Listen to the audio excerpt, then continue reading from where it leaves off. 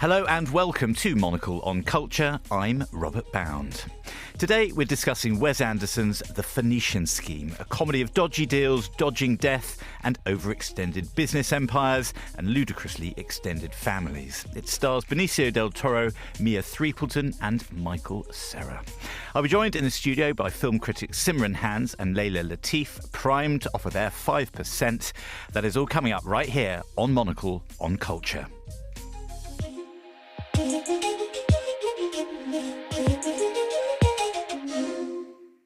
In The Phoenician Scheme, Benicio Del Toro plays Zsa Zsa Corda, a roguish tycoon and arms dealer with vast and nefarious business interests, a huge extended family, and a favoured daughter, Liesl, played by Mia Threapleton, who's on the cusp of taking holy orders.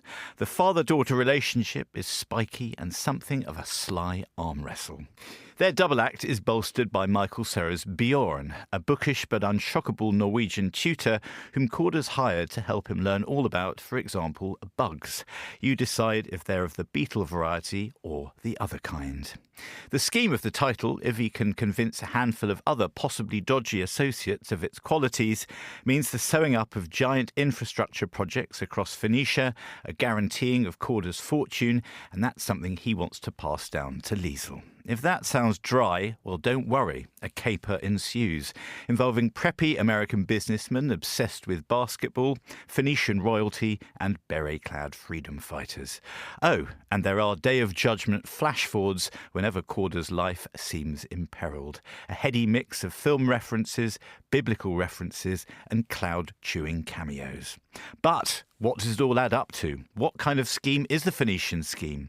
Is it as good as the Erasmus scheme, or is it as crooked as Bernie Madoff's Ponzi scheme? Well, before we get into the show, let's have a clip of the film. In this scene, Zsa Zsa reveals to Liesl that she is the sole heir to his vast estate, to which she asks, why? I've appointed you sole heir to my estate, which you may come into sooner rather than later, and provisionally manager of my affairs after the event of my actual demise on a trial basis. Why? Why what? Why sooner rather than later, since you survived again? And why am I sole heir to your estate? You have 8 sons at last count. 9 sons. 9 sons, what about them? They're not my heirs. Why not? I have my reasons. Which are what? My reasons? I'm not saying.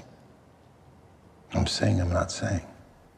And she might well ask why. Well, we mustn't worry, because to give the answers, we have Simran and Leila Latif, and they're going to steer us through the balance sheets and the Blarney. Lovely to have you both here. Leila, I'm going to start with you. Physically and geographically, roughly, where do we appear to be in the Phoenician Scheme? It begins above the high Balkans, I believe, is what it specifies. Beyond that, we're largely given latitudes and longitudes as to where we are specifically, but we understand ourselves to be in the Middle East for the most part. In a sort of Edwardian era Middle East, perhaps. Yeah, in right? the 1950s. Yeah. And it's quite an interesting depiction of the Middle East, because it sort of does not buy into a lot of like Orientalist depictions of it, but then it's also having fun with the cliches. There is one setting which is sort of a really like gaudy hotel, which is sort of named as being like a really like tasteless interpretation of like Middle Eastern culture and hieroglyphics everywhere and things like that. So I think he's playing with it in quite a fun way. I feel this is classic Wes Anderson, right? He is a citizen of nowhere. His films are very American, but he's lived in Paris for quite a while, and he loves to kind of set his films in these exotic locales, but also in sort of placeless areas as well, or made-up locations. And the Phoenician region, is that what it's called? Phoenicia? The Phoenicians were a bigger deal than Phoenicia as a geographical entity, I think. Basically, it's ancient Syria and parts of Lebanon. Which feels like some tectonic plates have possibly shifted as well. But this sort of broadly designated stand-in for the Middle East, I think it's kind of interesting that he is sort of hinting at political allegory, but he doesn't need to be historically accurate and he doesn't need to be specific, and he doesn't really need to go into any kind of geopolitics because it's all made up. But the world is it? But the world is very beautiful, and like Leila said, it's got some amazing kind of design flourishes. It's all set in the 1950s. You have this crazy Egyptian revival hotel that's like very run down and tacky. Benicio Del Toro's house is like a giant Italian palazzo with these crazy geometric floors. I'm trying to think of the other kind of period-specific locales that we spend a lot of time on. A plane that's like a kind of 50s Concorde-style plane. There's Marseille Bob, but I was never sure whether he was from Marseille or is in Marseille. Like, it wasn't. Yeah, Marseille Bob's is like a nightclub. He's sort of, so there's a lot of fezzes, which is, I don't know we should bring back. Technically Phoenician or, exactly. I completely agree. They all wear these all the waiters wear these red fez caps, and they're cigarette girls, and it's very kind of Art Deco. So he's kind of mixing and matching with the aesthetics, but it's sort of broadly mid-century, 1950s, all these kind of greys and greens. And there are business plans and a lot of maps. And as Leila says, longitude and latitude. Were there enough maps for you, Simran, in this I film? think we could have had more maps. Okay. Maybe in the DVD, in the deluxe DVD, there'll be some fold-out maps for you to, put on your study wall. Well, the thing about maps is Wes Anderson loves to do a bird's eye view shot, a God's eye view shot. And so maps, lend themselves to that. They do indeed. But it struck me as we're sort of slightly nudging towards without leaning into contemporary politics, that this is about sort of nominally the carving up of the oil reserves of the Middle East, sort of pre and post-war, in the story of the 20th century, I guess, these sort of Anglo-American firms that did this stuff. And he's got an interestingly sort of non-denominative kind of name. Zsa Zsa Corda could be someone could be a woman stroking a cat, or she could be a big dude like Benicio Del Toro. So other than the aesthetics of a sort of made-up Middle East of some sort of mid-century period, are we aesthetically, Leila, in the world of Wes Anderson typically, and in terms of beautiful sets, detail, fine tailoring, and sort of perhaps slightly rarefied punctilious manners? Yeah, I mean, the aesthetic is just like unbelievable. But I think what's interesting with this one in particular is that one of the things that he often does is a lot of symmetry. But because we have the central trio, we actually have asymmetry at almost every shot that they are in. And that placement of it within each kind of space is fascinating to me. Even like when you have a scene where Benicio Del Toro is kind of talking to his daughter for, reuniting with her for the first time. And then you just have Michael Cera in the background, which is giving the shot a lot of depth. And it's also kind of making it all far more intriguing where, compared to if it was just like a duo and everything was like perfectly symmetrical. So Michael, so this is the mother and daughter. This is Benicio Del Toro's Zsa Zsa Corda, his daughter Leila, who he'd like to be his sole heir, and then the Norwegian tutor, who's sort of Swedish. Boyishly, he's Norwegian. He's just called Bjorn. Yeah, I don't know how familiar with it we are with the differences between Nordic and Scandinavian accents, and therefore the difference between Norwegian and Swedish. But I think Michael Cera has kind of nailed this, right? I mean, it's a wonderful character to get his teeth into, and he's a kind of new recruit for Wes Anderson, and feels like he should have or could have been in many of his films before. Yeah, no, it just make me long for kind of a live action film of the Swedish chef from Muppets. The Muppets. Like that, he would be so brilliant. But yeah, no, that is what I was hearing. But I guess the thing with Wes Anderson is that like things don't have to be naturalistic. So I don't know how accurate it is as an accent. I was very much inaccurately hearing Swedish, but he certainly leans into it. He goes with it with his full chest, I would say. Yeah, he does. Or yes, exactly, his pigeon chest. And you're forgetting the most important detail about this character, which is that he is a bug expert. So his speciality subject is insects, and so he gives these little lessons to all of Zsa Zsa's children, and he's sort of sitting with all the children huddled around him saying, well, this bug smells like lemon, and this one smells like chocolate, and this one smells like urine. And he's very funny and very charming in it. My favourite detail, I think, and one of the kind of low-key gags of it is that a lot of it is about kind of the terrible trauma that people have endured in their childhood. And, Liesel's mother has been murdered. And, Benicio Del Toro talks a lot about how he's had this awful childhood and rejection. And then Bjorn comes along and he's just my house was fumigated. I know. All the bugs died. Poor Bjorn. Bjorn is very good. Bjorn is great. What do we think? And I know that, let's talk about those three cast and those three cast members, the central cast cast members and the dynamic between them. Leila, you had a great point on the way that they're framed. What about the dynamic between them and the drama between them? We could start with Bjorn because he's the kind of audience surrogate and the outside character to the relationship. And he's basically a corrupting force because I don't know if we mentioned it in the intro, but Liesl is a nun or trying to be a nun. And so I think I mentioned it. It was point 52 in my intro.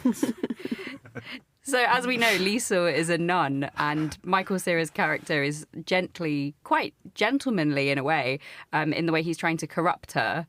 And, he gets her drinking beer and champagne and sort of flirts with her a little bit. And she has this fantastic white nun's habit, but these like gorgeous red lipstick, red nails, bright blue eyeshadow. So she's kind of like a sexy nun. Yes. She's very good at forgiving people, isn't she? Making a very quick sign of the cross and forgiving people for almost anything. She's got a little vial of holy water. She's got a Cartier. Very handy. She's got a rosary. pipe. She's got a pipe. Yeah.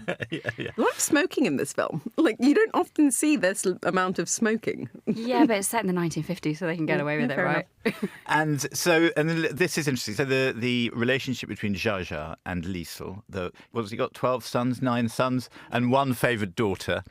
Mother possibly dead or not, who knows, and possibly who knows who her father is. This is part of the drama as well. What about Simran? I know that this was something you flagged before we turned up today, was the relationship between Zsa and Liesl and bad dads in general. Well, Zsa is one of Wes Anderson's kind of classic bad dads, and that's a theme that he returns to in a lot of his films. Just off the top of my head, you've got Royal Tenenbaum in The Royal Tenenbaums, played by Gene Hackman, who lies to his children to ingratiate himself back into their lives. Steve Zissou from The Life Aquatic, he's a pretty bad dad. Yes. He's sort of estranged from his son. I think he's played by Owen Wilson in the film. I haven't seen that one in a while. Mr. Fox, who is possibly the closest analogue to Zsa in terms of Wes Anderson's universe, a kind of slimy / charming / egocentric, all mad with power guy. In that case, a fox, and in this case, a business tycoon / That's a very good asterisk, isn't it? She does. In this case, a fox. / real estate mogul. But I see parallels between those characters, and I feel like he's quite drawn to these flawed father figures who, all consumed with their work, don't really care about who they trample on to get what they want or to achieve their goals. He's usually quite forgiving of them and sort of sees their humanity, and they usually overcome that sort of estrangement arc and are reconciled with their children. And I just thought this one was kind of a particularly interesting example because Wes Anderson himself, he is a father and he's got one child and it's a daughter. And so I wondered if there was something that was being explored there sort of thematically through this idea of Zsa wanting his sole heir to be his daughter rather than any of his 9 sons. Also, in interesting relationship news, apparently there was a good interview with Wes Anderson a couple of days ago in New York Magazine, and he said that Zsa Corder, despite us calling him a bad dad, etc., is based on his actual father-in-law, his late father-in-law, who's called Fouad Malouf, who's a Lebanese engineer and a big deal kind of contractor, and was fairly similar. In some respects. Way to throw your father-in-law under the bus. Yeah. Well, I think he sort of thought it was a sort of loving homage and maybe taking the dog for a walk a little bit further than... To a degree, but the man is backing slavery and famine. This is almost going beyond, complex man or anti-hero. He's dastardly. He is dastardly, isn't he? We're constantly reminded that he's had many attempts made on his life, and there are many attempts made on his life during the course of this film.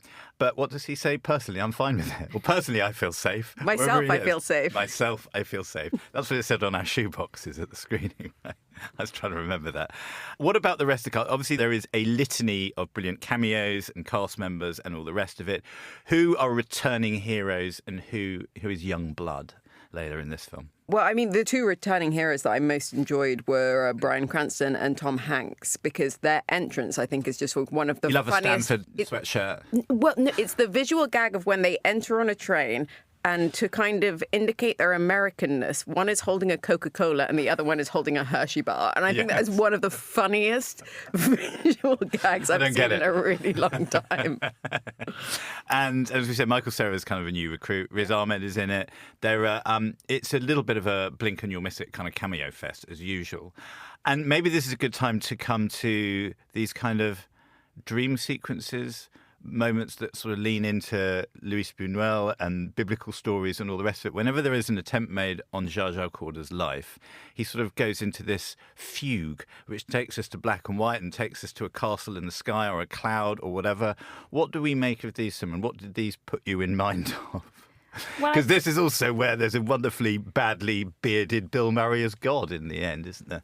Well, something that I liked about these scenes is that they're clearly filmed on sets that have been made. And I really like when Wes Anderson leans into that kind of very deliberate, very designed kind of set design.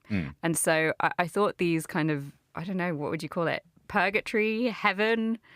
I literally don't know. Some of them look like Dutch paintings, some of them look like bits of the Bible, some of them look like the Seventh Seal or something, don't they? Yeah, I guess they're all of these things, Yeah, they're very beautiful. So and they look very fake, but in a kind of deliberate way, which I think is really nice. Mm-hmm. Yeah, there is a sacred deer that's been dragged along and then that animal is cut into and coins come out and there are 3 women judging him. There's things that I was kind of like, I mean, I won't say I went home and flipped through my Bible, but there are bits that you're wondering how far this is the life of his father-in-law and how much of it is just general nonsense. Anyway. Even though, I mean, there is like a level of nonsense and it is like very fun and silly at times, like those became like increasingly profound for me because like there is a sense like that this man has supposedly survived like dozens of plane crashes and he like is like near immortal and of course he feels safe because he survives everything, but he's actually getting like increasingly wounded with each one and with each time that he goes and he kind of ascends to this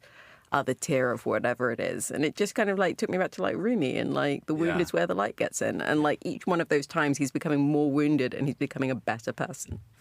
Yes, his reality is closing in on him, and the sling on his broken arm is getting dirtier and dirtier and dirtier, and he's looking less and less like a wealthy businessman, I suppose, isn't he? So we've talked about the geography, we've talked about the aesthetics, the cast, the characters, and some of the relationships therein. What I wanted to ask both of you, while I had you here on the subject of the new Wes Anderson film, is this style versus substance debate follows him around, and I tend to feel that his substance is in part of his style. It's one, the 2 things are pretty much indivisible from each other, and I wonder if beautiful sets, beautiful costumes, really, really punctiliously written dialogue, does that take away from drama, or do people? It's not like complaining, or do people complain that E.M. Forster is quite well put together, or Henry James, or something like that? Is it in that field, Simran? Does it take away from the drama, or is it part and parcel of the thing, the style and substance? I think we have to ask ourselves what we want from someone like Wes Anderson, and to me, his films, his good films. The better of his films. And I will hold my hands up and say I'm sort of mixed on Wes Anderson. I love some of his movies. I'm not so keen on others. But I do feel that they are all quite emotional. And sometimes that doesn't sort of play out in plot or even in dialogue, but it's a feeling and a kind of dynamic between the characters and also the texture of these incredibly detailed worlds that he creates.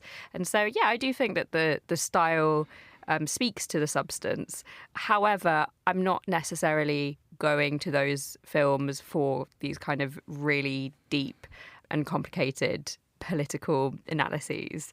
I don't think he's necessarily trying to do that. Yeah, just because the watch is beautiful doesn't mean it can't tell the time, right? Yeah, no, I fully agree. And I think it kind of would be possible to just like watch the surface of this film, but if you actually kind of sit with it and like really engage with it, I think there's some really like profound messages in there as well, and it feels like quite confessional about like him talking about his like fears around mortality and legacy and fatherhood and all of that stuff. So I think it's all there if you just kind of want to kind of switch your brain on enough to like engage with it. And there is something about the making of as you say, legacy, but making a thing that is complicated to put together, to fund, to pull all these multiple strands together. That's a bit like making a film, a bit like making a body of work. I know he's obviously worked with a producer and a production company that gives him a lot of latitude and all the rest of it. But it is not I thought that about watching this film, that there is a bit of filmmaking about this film as well, or the tying up of all those strands, right?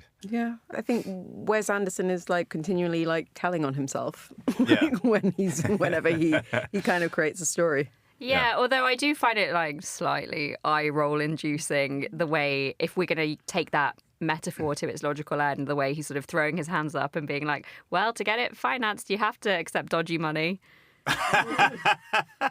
Is that, well, okay. Well, allegedly.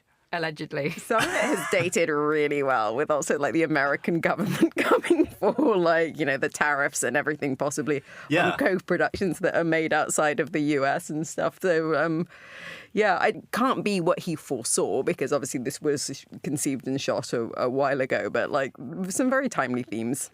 Well, we talked about that right near the top of the show, Leila. You mentioned this idea of contemporary resonances that play out in this film, that bear themselves out in the denouement, in this seedy Egyptian-themed hotel.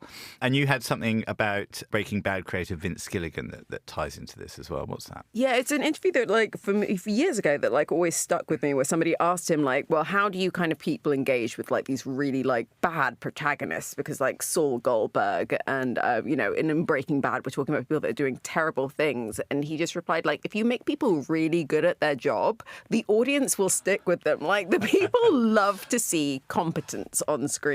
So I think there is, like, a funny thing is, like, as much as we are hearing about Benicio Del Toro's character doing terrible things, you're never not really rooting for him for each one of his negotiation tactics to go well, and for him to, like, pull off this entire scheme. And, and you know, I'd be sure he does become a better person in many regards by the end of it. But, like, I was with him from minute one, which... maybe I need to look at myself and what I'll overlook. I was kind of trying to do Spot the Painting. I know that Jasper Sharp, who used to run the Kunsthistorisches Museum in Vienna, was seconded to go and fly around Europe to actually collect these paintings or take them off collectors for a day and a night and put them. It was shot. Where was this shot? In Babelsberg in Potsdam, right? And so yes, I mean, I guess there are those things where you go, well, he's a bit of a monster, but look at he's got some really. He's got an El Greco and a Renoir and a Magritte and all these wonderful things, right? I noticed in the film, in the Palazzo, most of them are leaning against the wall rather than hung on the wall. I suppose there were expedient reasons, collector-based reasons why that was the case, right? But yeah, there were very few copies. Most of them were originals in this film, which I thought was kind of amazing as well. But that's just another way that you lean into the character, perhaps, because you go, I've seen people like you at Art Basel. Yeah, but I mean, in a weird way, with kind of like all of the chaos that's like happening around us all of the time at the moment, wouldn't it be nice to think that somebody's executing a plan perfectly behind the scenes? Exactly. Rather than that it's just incompetent chaos. I'll have competence, whether it's good or evil. You know, yeah, exactly. So, and also structurally, another thing that I'd love to ask you both is, we know about the sort of Rococo sets and the detail and the beautiful filigree and fancy of the look of these things. Simran, for you, I feel also that the structure of the dramas are becoming a little bit more Baroque. Does that feel like the case to you? I mean, if you're talking about something as simple as Fantastic Mr. Fox that you mentioned earlier, I mean, obviously that was based on a Roald Dahl children's book, so it was a lot simpler. But this has got a lot of stuff going. I mean, there are a lot of graphs and maps, and I certainly didn't really understand the financial aspects of what was going on. Well, I think something that Wes Anderson does quite often is he splits his work into sections or chapters, and they're all kind of quite neatly divided and bookended. And in this case, he divides them up by shoeboxes. So you have the different financiers having their own kind of little section of the story. And it does all kind of come together. And I actually think in terms of the pacing of the film, it's a little bit baggy in the second half, considering it's quite a short film. I think it's like, 100 minutes, something like that, 110 minutes. It's not a long movie, but it is a little bit slow for me in the second half. But I find that, I guess, would you call it a tic or a compulsion to divide everything up so methodically? It does play into like his obsession with choreography. Everything has to be very placed and very precise and, very kind of evenly marked out. But for me, I kind of find that as like affectation. And I wonder what it would feel like if everything connected up a bit more smoothly, and what it would look like for him to tell a story that wasn't kind of in these rigid storybook chapters. Yeah, here. Leila, what do you make of that? Because I feel like the structure of these things is becoming like some of the language and set design and things like that as well. Certain part of me likes it, but I'd also like to see him just do a fairy tale or something. Yeah, no, I do agree. I think it would be like very interesting to see him deviate from that, but it almost feels a bit like fan service. Like, you know, that like people like that about Wes Anderson, or his fans, or his like, you know, biggest fans like that about it. So it's just like we're kind of like doing one to like get everybody like having a little boost of dopamine, because it's just like, oh yeah, I'm back with Wes. But yeah, it is a little overplayed, perhaps. Okay, well, that is our view on the Phoenician Scheme. Loved it. I love Wes Anderson, but as I say, I'd like to sort of see what he would do with Romeo and Juliet, or something that we kind of know the story and we wonder what he'd do with the styling, and maybe the language wouldn't work. I don't know. Anyway, this is the part we're bringing back our further reading section of the programme, which has been missing for a few episodes. And I know that, Simran, you wanted to praise the brilliant work of Milena Canonero, the costume designer for this and many other films. Yeah. So Milena is Wes Anderson's regular costume designer, and you would instantly recognise her work on his films. I think she's been with him since The Life Aquatic with Steve Zissou. And she once said something, I can't remember where I read this, so forgive me for not citing my sources, but she once said something about how costume design should start with the head. And so if you think about all of the hats in Wes Anderson's films, starting with the red beanie hat in Steve Zissou, it's kind of an interesting way to think about that. But she has been around for a long time. She worked a lot with Stanley Kubrick. She worked on Barry Lyndon and A Clockwork Orange and The Shining.